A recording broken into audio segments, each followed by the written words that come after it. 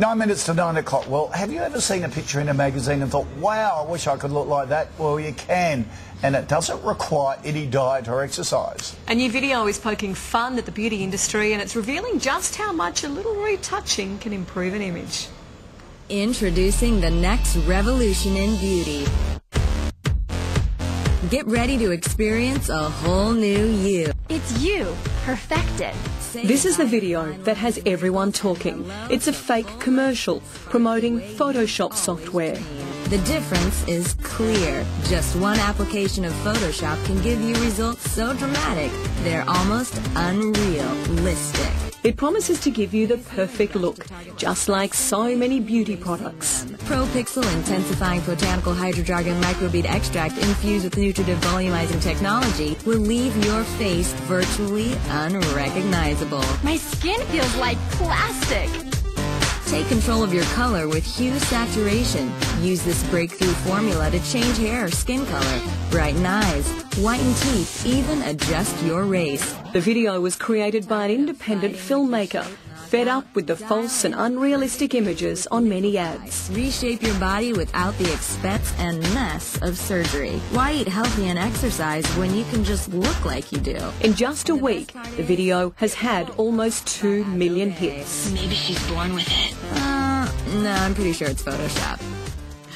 There you go. Now, what else aren't we being told, and what message does retouching send to women? Well, joining us, we've got advertising expert Dan Gregory and body image educator Dannielle Miller. Good morning to both of you. Good morning. Dannielle, you've seen quite a big reaction, haven't you, from teenage girls to this? What do they say? I have, and I think it's a fantastic little film.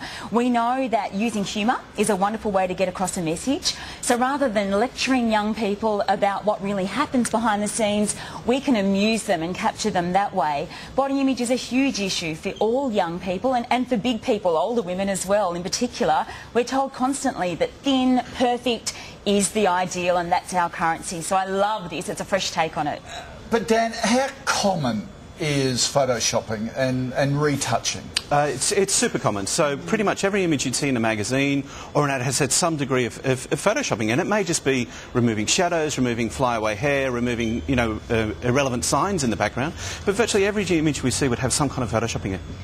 And the key thing too, I think, is that although the advertising industry likes to say to us that it's often just things like removing shadows, particularly in fashion magazines, it's a lot more than that. The woman really will be reshaped and reframed to look incredibly perfect, thin and unnatural, and that therefore sets up for us an unrealistic expectation of how we should look. Well, having said that, the advertising industry is more regulated than, say, the magazine industry. So the magazine industry can pretty much go hog wild and do anything and to does. you. Yeah.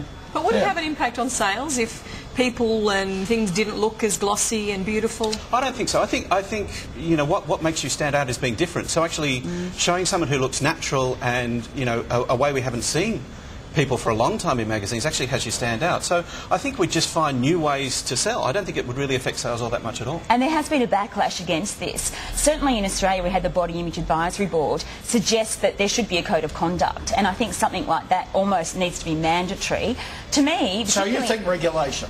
Well, I think humour is fantastic as a means of educating, but certainly I think it's unethical. If you're advertising a beauty product and you're showing an image of a woman who has been retouched, that's not an accurate reflection of what that product can do for you. To me, that's incredibly misleading, and the feedback I've had from young girls who have seen that ad says, hang on, are they allowed to do that? That's lying. How can they tell us the product works this way? Oh, absolutely, and I think there's a difference between body image and misrepresentation, which is clearly wrong. And I think it happens. I think Dannielle's right.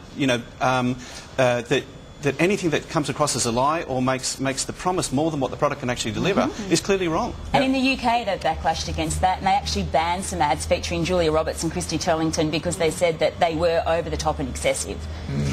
Okay. Fascinating, although I'm glad they photoshopped you there. Yeah, partner, exactly that's right. Okay. Thanks so much for joining us this morning. That's after a couple of glasses of red on the left. You still look very charming.